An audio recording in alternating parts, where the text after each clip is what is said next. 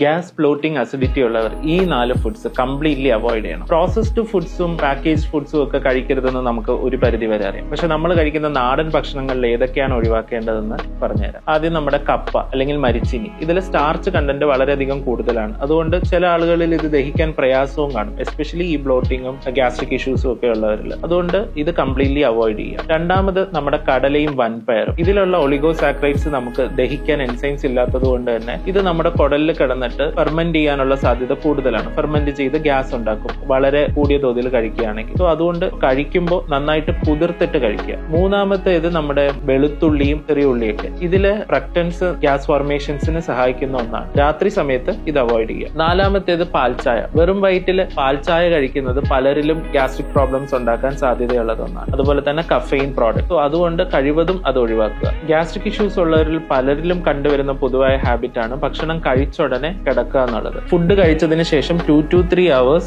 Gap ഇട്ട് കിടക്കുന്നത് കൊണ്ട് നമ്മുടെ ഗ്യാസ്ട്രിക് ഇഷ്യൂസ്, അസിഡിറ്റി ഇതൊക്കെ ഒരു പരിധിവരെ നമുക്ക് നന്നായിട്ട് കുറയ്ക്കാൻ സാധിക്കും.